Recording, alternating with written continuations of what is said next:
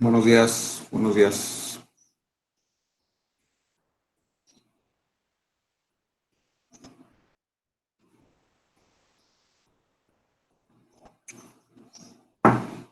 Buenos días.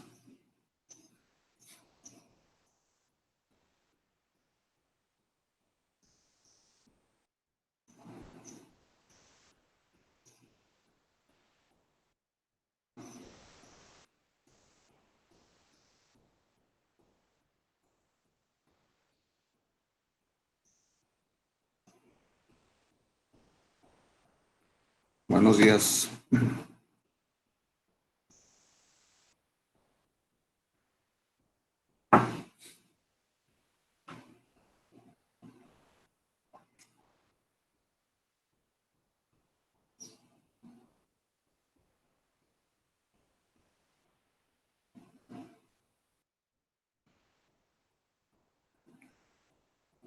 Buenos días.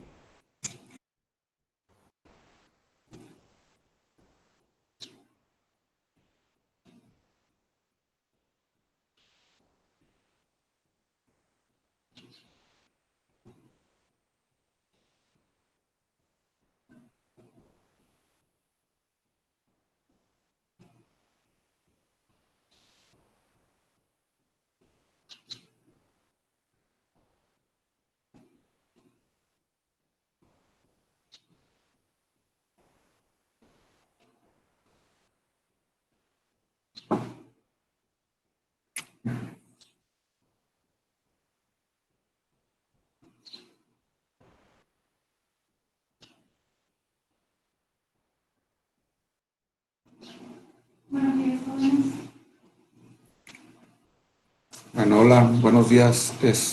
¿Tienen alguna duda con lo que hemos visto?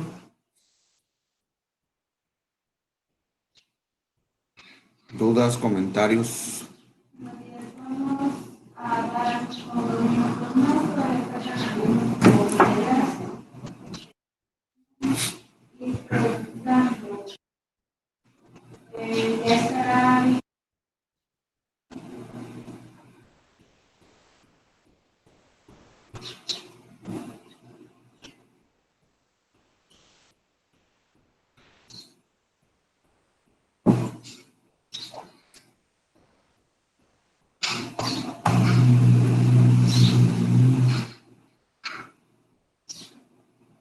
Buenos días, Víctor.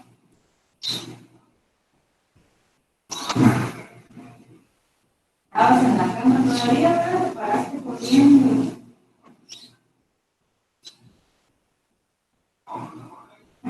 No, hiciste mucho ruido. Bueno, vamos a recordar un poquito de todo el tema inicial con lo que es el ¿Qué? Bueno, ¿alguna duda que tengan? No hay dudas.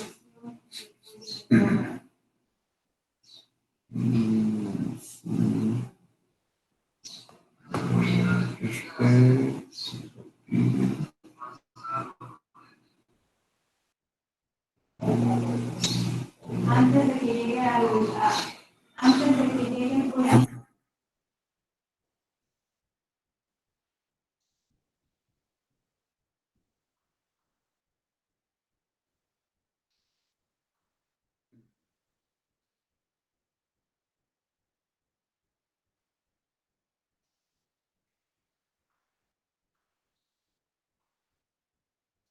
Bueno, entonces la clase pasada estábamos viendo fase compensatoria del choque.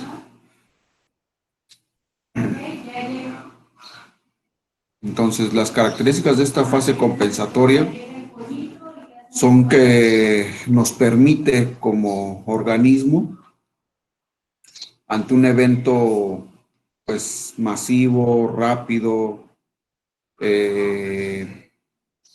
sistémico, en donde baja la perfusión sistémica, nos permite sobrevivir, ¿sí?, ante un evento de esta naturaleza, o tener más tiempo para que nosotros podamos llegar a hacer algo y esta parte, entonces el cuerpo reacciona tratando de cuidar a los órganos vitales, expensas de los demás órganos. Algo que se me pasó ahí comentarles es, bueno, lo comentamos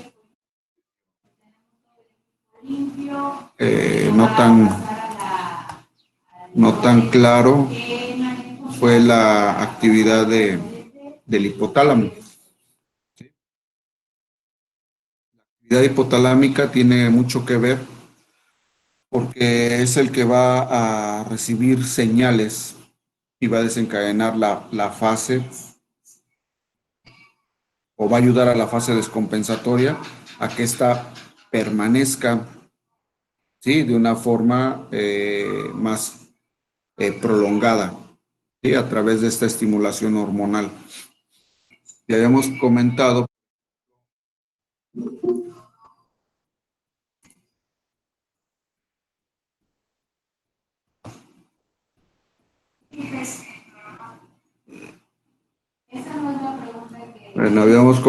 que una de esas actividades que realiza es estimular a la hipófisis a través de producir una hormona que se llama hormona reguladora de corticotropinas, ¿sí?, y estimula la hipófisis y la hipófisis va a producir ACTH, hormona adrenocorticotrópica. Otra actividad que realiza para después producir cortisol y ejercer los efectos del cortisol. Otra actividad que produce también el hipotálamo, ¿sí?, cuando veíamos el sistema renina-angiotensina-aldosterona, es que también nos va a estimular la sed, ¿sí?, para que ese individuo tenga sed porque requiere de líquido.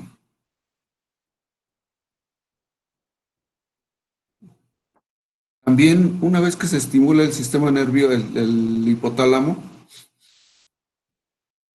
va en sus núcleos, unos núcleos nerviosos que se encuentran ahí y que las prolongaciones llegan hasta la hipófisis posterior, que es la neurohipófisis, va a secretar una hormona. Esa sí no la habíamos mencionado, que es la hormona antidiurética, la ADH.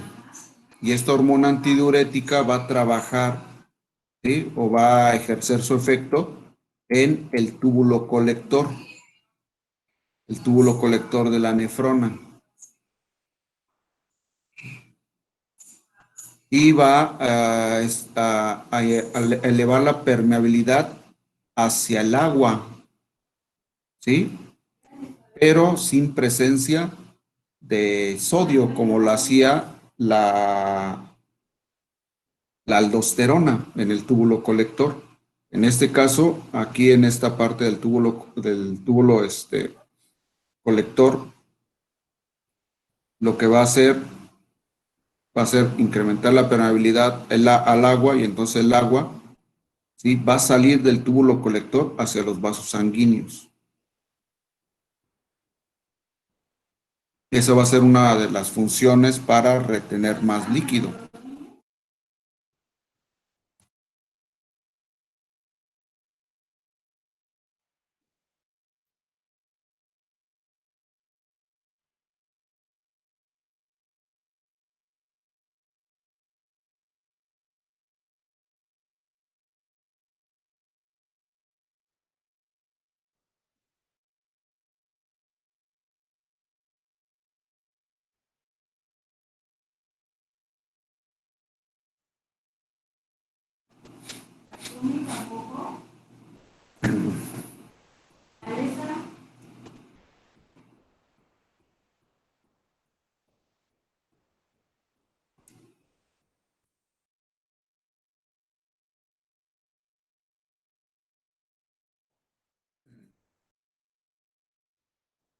Ahora, ¿qué empieza a suceder, por ejemplo, en la fase descompensatoria? Ya vimos entonces lo que es la fase compensatoria, ¿sí? Ahora, la, la fase compensatoria, ¿sí?, nos va a permitir entonces eh, tener una buena perfusión de los órganos vitales. Pero esto a la larga va a empezar a afectar a otros órganos, que son los órganos periféricos. Entonces, los órganos periféricos van a tener una baja perfusión, ¿sí? Y se va a exacerbar esta perfusión, se va a exacerbar esta baja perfusión por la presencia de la angiotensina 2, que es un potente vasoconstrictor periférico, ¿sí? Y esto la va a preservar. Nosotros teníamos que todos los tipos de choque, o como se clasifican, se van a llegar o se van a ver similares porque hay una hipovolemia. Entonces, al haber una hipovolemia, va a haber una baja perfusión de los órganos periféricos. Posteriormente viene la adrenalina y ocasiona vasoconstricción, ¿sí? Y la que hace perdurar esta vasoconstricción periférica va a ser la angiotensina 2, ¿sí? Entonces, la angiotensina 2 disminuye todavía la perfusión, pero si hay una vasoconstricción periférica, aumenta lo que es la presión sanguínea. Entonces, tenemos una elevada presión sanguínea por tener los vasos sanguíneos pequeños y aparte llega poca sangre hacia los tejidos, ¿sí? Entonces, si llega poca sangre a los tejidos, se dificulta el retorno venoso, ¿sí? Entonces, si se dificulta el retorno venoso, por ejemplo, aquí en este esquema tenemos a lo que es una arteriola, lo que son los capilares, ¿sí? Y tenemos la parte venular, ¿sí? Que es la que está abajo. ¿Sí? Esta parte de aquí es la parte venular. Y entonces tenemos los capilares en medio. Los capilares, si nosotros recordamos, no tienen músculo liso. Entonces, por lo tanto, permanecen un poco abiertos, ¿sí? ¿Qué es lo que los abre? La presión sanguínea, la cantidad de sangre que les llega. Si disminuye lo que es la cantidad de sangre, pues se van a hacer pequeños. Pero si hay una vasoconstricción periférica, lo que va a haber va a ser que se incrementa la presión y los capilares, ¿sí? Se incrementa la presión por la vasoconstricción y a los capilares entonces les llega la sangre más rápido.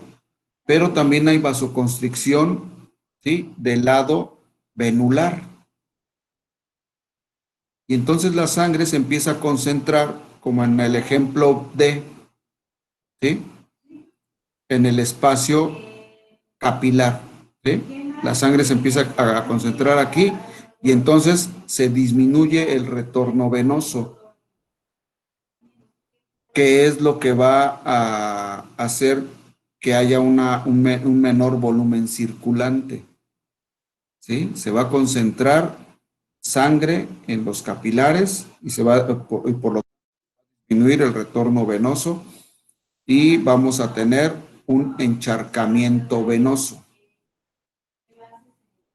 ¿Sí? Y esto contribuye a tener más hipovolemia. ¿Sí? ¿Alguna duda que tengan hasta ahí?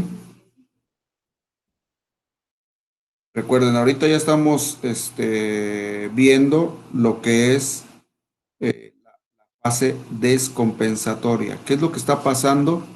¿Sí? Con esta, después de que, o durante lo que está pasando en la fase compensatoria. En la fase descompensatoria, entonces hay un impedimento para el retorno venoso. ¿Sí?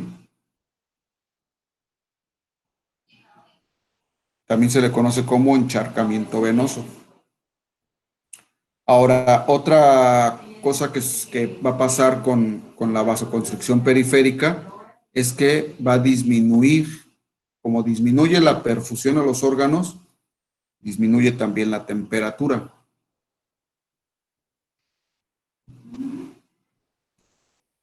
Porque disminuye el metabolismo periférico.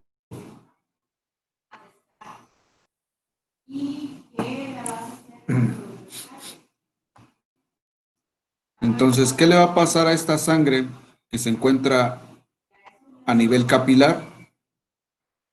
¿Sí? Con baja temperatura y que se presente este encharcamiento venoso, puede llegar a tener microtrombos. ¿Sí? Entonces, pueden llegar a generar microtrombos en esta parte capilar de los vasos sanguíneos. Ahora, una vez que se generan estos microtrombos, ¿sí? Se van a generar primero, ¿se acuerdan cuando vimos lo de la perfusión de los vasos sanguíneos que son a través del vasa vasorum? Los capilares, ¿sí? Están hechos de epitelio. Entonces, uno de los tejidos que va a disminuir mucho su perfusión, por ejemplo, en los órganos huecos, son los epitelios. Y también tenemos la piel, entonces también disminuye mucho la perfusión de la piel y de todos esos órganos que tienen epitelio, porque la irrigación generalmente llega de afuera hacia adentro y el epitelio generalmente está más alejado de lo que es la irrigación. Entonces, en los vasos sanguíneos también vamos a ver que va a empezar a haber muerte de las células. Y al haber muerte de las células y encharcamiento venoso, en los capilares empieza a haber trombos. ¿Sí? Se empiezan a generar trombos, microtrombos.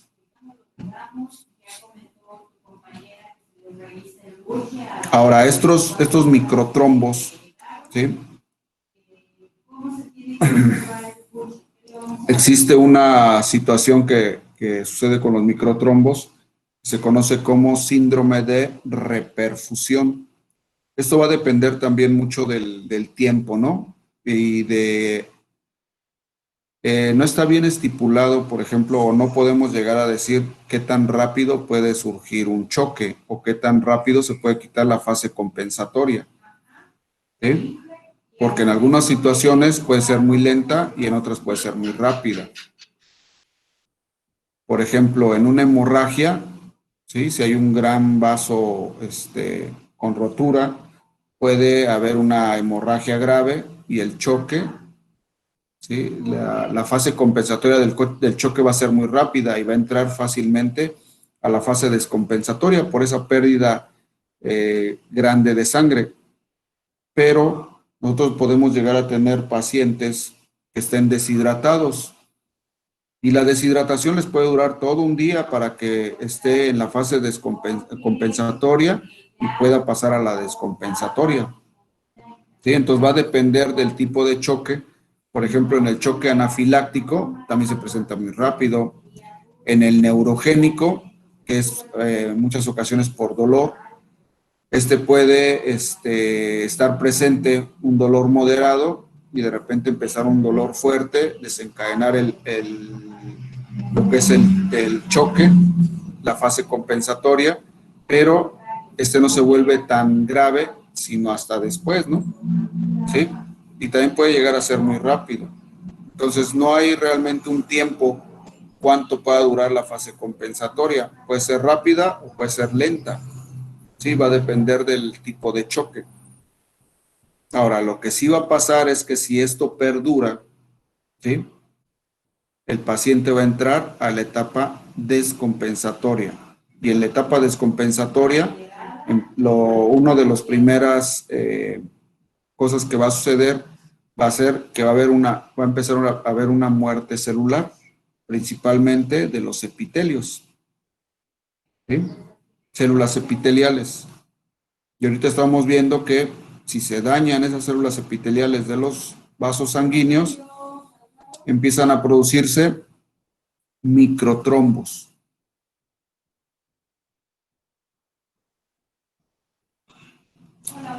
Ahora, la fase descompensatoria se va a dividir en fase descompensatoria inicial y fase descompensatoria final, ¿sí?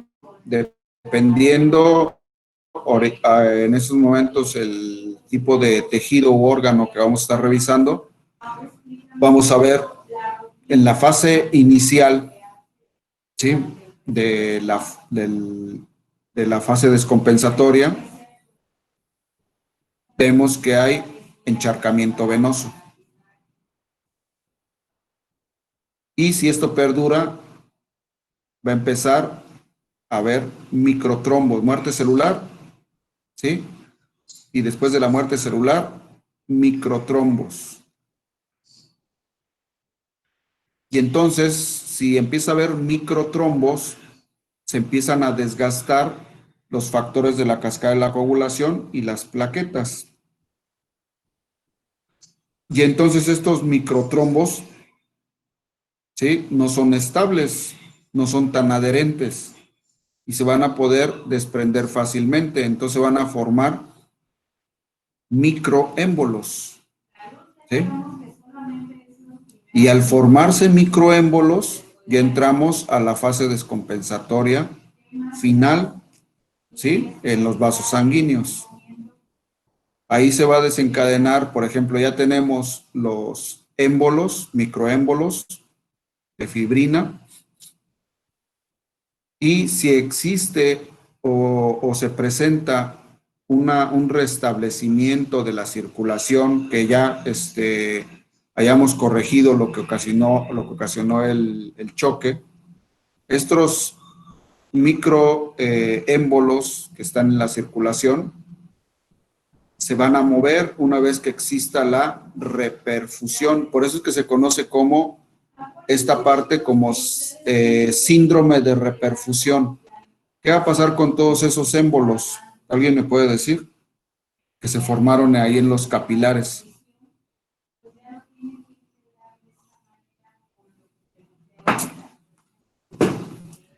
¿Se van al sistema respiratorio?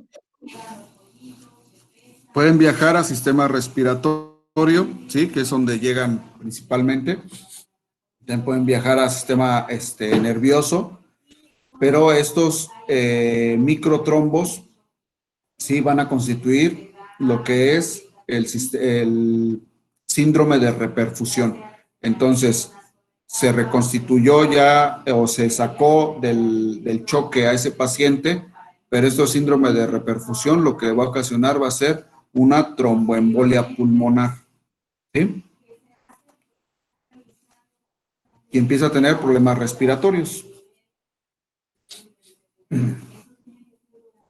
Entonces, ahorita vimos qué pasa en los vasos sanguíneos cuando está la fase descompensatoria, ¿sí?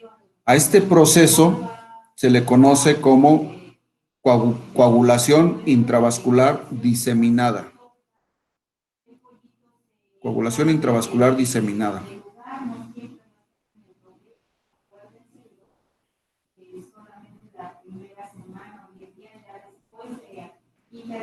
Como dijo profe. Coagulación intravascular diseminada. Y una vez que existe la coagulación intravascular diseminada, se va a poder o se presenta después de esta se presenta el síndrome de reperfusión, que ya vimos que es el síndrome de reperfusión.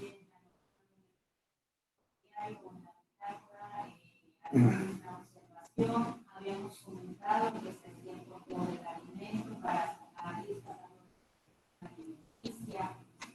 y ya en la etapa final, a la sexta semana o séptima, se va a cambiar la dieta, ya se mete la alimentación, o si bien se decidió por una dieta única, pues se sigue con esa dieta. Y finalmente, pues, se registran todos los datos y se hace el conteo total del alimento consumido para sacar la población. Entonces, ya ustedes... Bueno, otra situación que está pasando aquí en esos vasos sanguíneos es la muerte celular. ¿Qué habíamos comentado que pasaba después de que se moría una célula? En este caso están muriendo las células epiteliales de los vasos sanguíneos. ¿Qué sucede cuando se muere una célula? ¿Fagocitada? ¿Perdón? ¿Es fagocitada? No, ¿Hay inflamación? inflamación. Después de la necrosis, acuérdense, siempre va a haber inflamación. Y entonces, ¿qué va a hacer la inflamación? Va a llevar a esos puntos de necrosis células inflamatorias, ¿no? Que unas de las que tenemos muy presentes en la circulación, pues son los neutrófilos. Y entonces los neutrófilos van a empezar a fagocitar esas células que se están muriendo. Pero recuerden que el proceso inflamatorio, o si recordamos, todavía no lo vemos, ¿no? Pero el proceso inflamatorio va, cuando hay necrosis, lo vimos cuando vimos la parte de necrosis, cuando hay necrosis, una muerte celular, no nada más se va a morir esa célula, sino que las células de alrededor de esa célula o que están cercanas a ella, también van a poder morir o ser fagocitadas por los neutrófilos.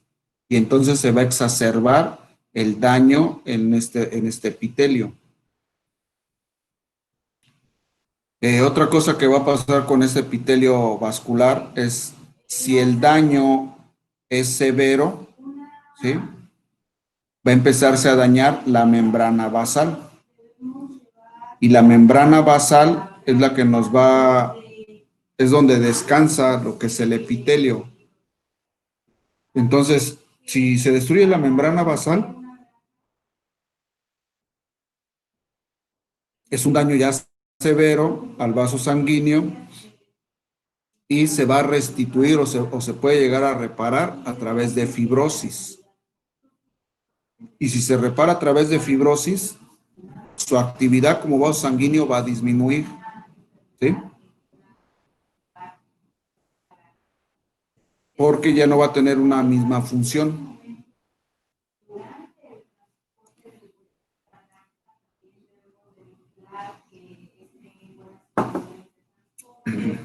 Entonces, esto va a pasar, perdón, a nivel capilar, ¿no? A nivel capilar tenemos, ahora, ¿dónde tenemos capilares? Pues en todo el cuerpo. ¿Sí? En todo el cuerpo está pasando, a nivel de los vasos sanguíneos está pasando esto.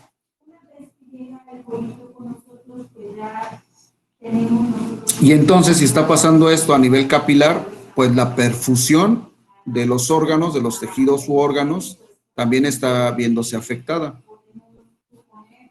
Ahora vamos a ver que a nivel respiratorio, vamos a ver un poco a nivel respiratorio qué está pasando. El sistema respiratorio también es un sistema de conductos que todos están recubiertos por un epitelio.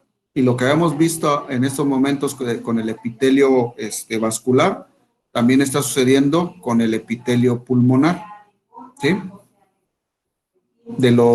Con el epitelio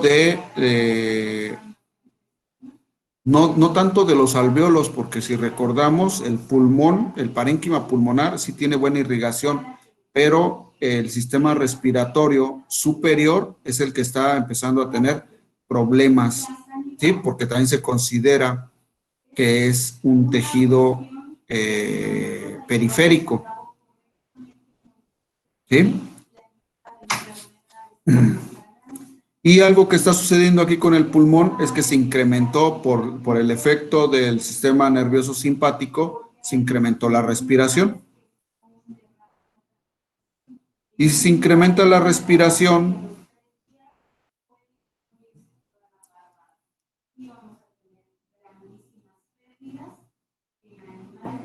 si se incrementa la respiración, nosotros tenemos que no se retiene el CO2 ni el agua, ¿sí? Porque sale con el vapor de agua y sale rápido el CO2, no se lleva a cabo el sistema amortiguador del bicarbonato a través del eritrocito y del pulmón, del alvéolo, y entonces no se están produciendo hidrogeniones.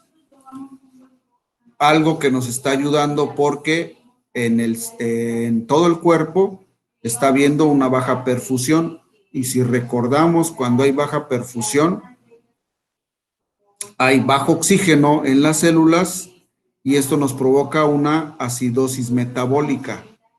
Entonces, esto que está haciendo el pulmón de incrementar la respiración, se ve favorecida esa acidosis metabólica porque estamos como método de contrario a esa acidosis, vamos a tener una alcalosis respiratoria porque se eleva la frecuencia respiratoria. Eso también pasa, esto está pasando en la fase compensatoria, ¿sí?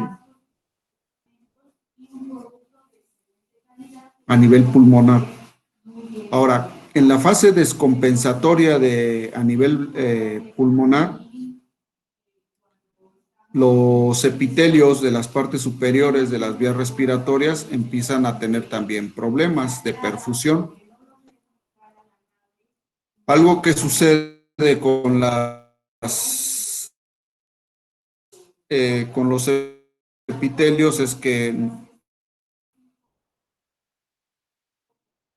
empiezan a morir, empieza a haber necrosis, se desempeña la inflamación, ¿sí? Y la inflamación siempre lleva algo que conocemos como exudado. Y en un inicio, generalmente es el que vamos a tener en ese proceso inflamatorio. Y entonces la luz de esos órganos huecos se empieza a ver interrumpida por que se eleva, cuando existe el proceso inflamatorio, se eleva la permeabilidad. Y entonces ese líquido que se encuentra en los tejidos empieza a salir y empieza a haber edema. Y entonces empieza a haber problemas de las vías respiratorias por problemas obstructivos, ¿sí? Las vías respiratorias empiezan a tener obstrucción, no llega rápido el oxígeno porque existe una inflamación y hay edema, ¿sí? Que posteriormente se convierte este edema en un exudado.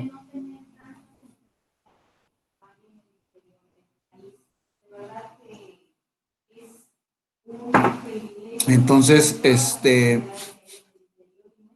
el pulmón empieza a trabajar con ese tipo de dificultades, ¿no? De querer respirar rápido, pero que las vías respiratorias superiores van a empezar a disminuir su luz.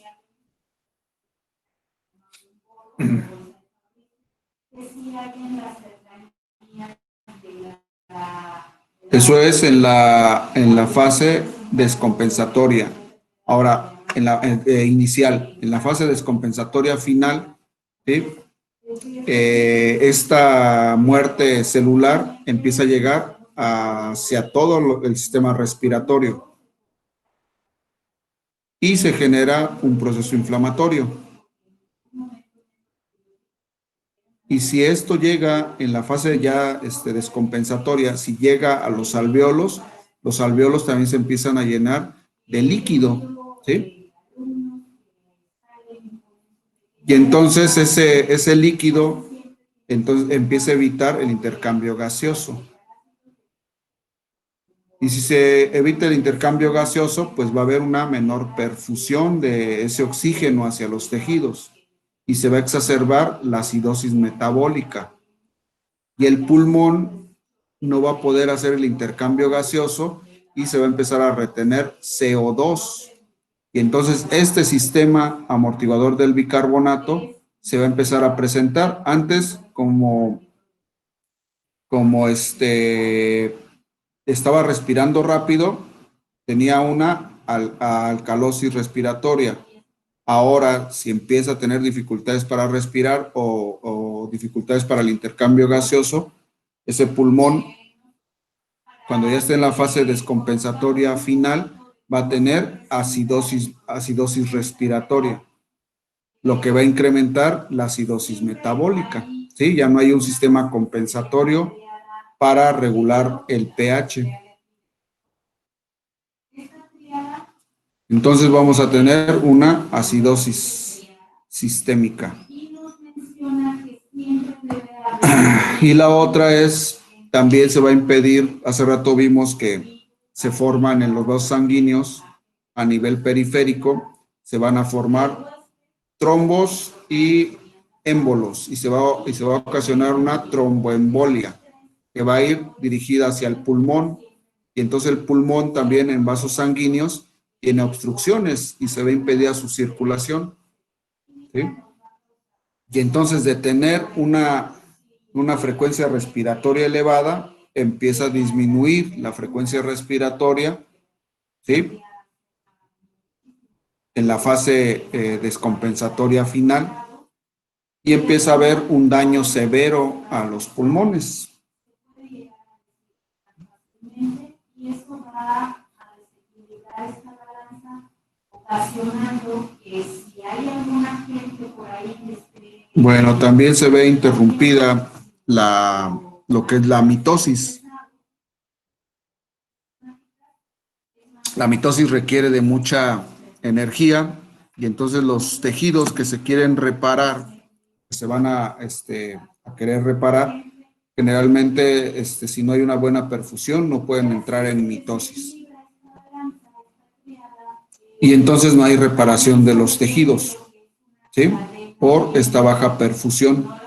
Recuerden que los tejidos todo el tiempo se están reparando. Si se dañan, se empiezan a reparar.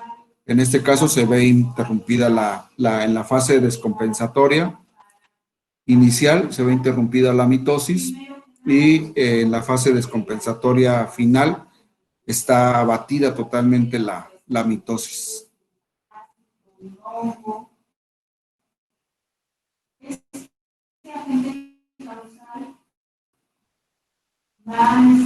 Ahora, ¿qué va a pasar en el tracto gastrointestinal? En el tracto gastrointestinal también está recubierto de epitelio. Este epitelio nos protege o protege al organismo de la entrada de microorganismos que se encuentran normalmente en el tracto gastrointestinal. Ahora, si este epitelio empieza a sufrir daño, lo primero que va a pasar va a ser disminuirse la protección del moco, porque el peristaltismo también se empieza a disminuir. Una forma, por ejemplo, de proteger al sistema gastrointestinal es el peristaltismo. Es una forma mecánica de protegerlo porque va avanzando lo que es el moco, ¿no? Hacia convertirse en heces y poderlos desechar. Y en ese moco van una gran cantidad de bacterias, ¿sí? Entonces es una forma de evitar que haya una gran cantidad de microorganismos ahí en el tracto gastrointestinal. También son arrastrados a través del peristaltismo y por el moco. Este moco se va a originar generalmente en el tracto gastrointestinal por el epitelio. Si a ese epitelio no le damos los nutrientes necesarios, ese moco empieza a disminuir. Y la otra es que el peristaltismo, ¿sí?, requiere de energía. Si no tiene energía el tracto gastrointestinal, el peristaltismo también se empieza a detener. Empieza a ser ineficiente, no empieza a moverse como debería de estarlo haciendo. Y entonces le damos la posibilidad a las bacterias de que puedan llegar al epitelio y que puedan llegar a empezar a ocasionar problemas, a pesar de que estas bacterias pues, son saprófitas, se encuentran ahí y de manera normal no ocasionan problemas, y en este caso van a empezar a ocasionar problemas porque hay muerte celular que va a servir como nutrientes, ¿sí? Se va a empezar a formar un ambiente en donde hay una gran cantidad de nutrientes por la muerte celular que existe en el tracto gastrointestinal, y va a haber inflamación, ¿no? Y esta inflamación va a servir como un sustrato para la proliferación bacteriana. Y en el tracto gastrointestinal tenemos una gran cantidad de bacterias gram negativas que tienen endotoxinas. Y entonces las bacterias van a poder migrar, ¿sí? Por la elevada permeabilidad que va a permitir ese proceso inflamatorio gastrointestinal, y se va a ocasionar una septicemia. Van a poder llegar a viajar, ¿sí? Van a viajar a través van a llegar al sistema circulatorio y van a provocar una septicemia. Y las bacterias gram negativas tienen en su interior endotoxinas. Y estas endotoxinas, por ejemplo, si estas bacterias se dañan o se mueren por el proceso inflamatorio y por los fagocitos, estas toxinas empiezan a estar presentes en el tracto gastrointestinal, y entonces se va a provocar algo que se conoce como una endotoxemia. Toxinas que van a entrar al torrente sanguíneo provenientes de las bacterias gram negativas. Y entonces tenemos una exacerbación de la septicemia. En este caso podría estar presente una bacteremia y una toxemia, una endotoxemia, que daña más a los vasos sanguíneos.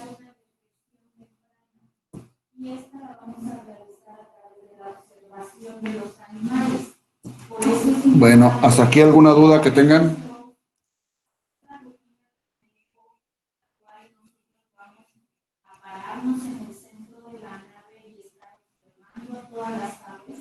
Para ver cómo se están comportando.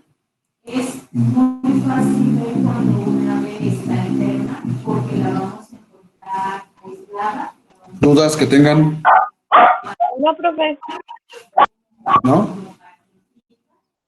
Profe, entonces, como existe proliferación de bacterias, se provoca una septicemia a alguien como son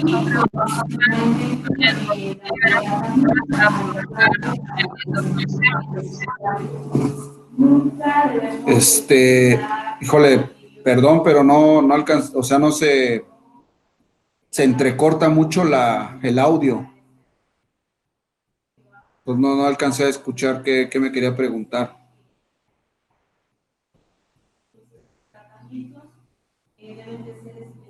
No se escucha bien.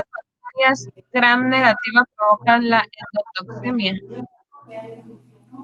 Pues que las bacterias gram negativas son las que tienen las endotoxinas.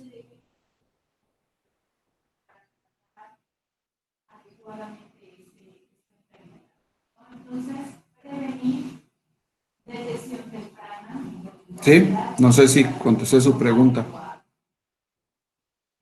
Dentro de las acciones de bioseguridad que tenemos para prevenir que entre cualquier enfermedad a nuestra granja, tenemos...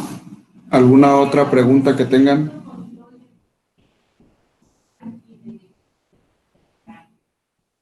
No a cualquier persona se le debe permitir la entrada, debe ser... ¿No?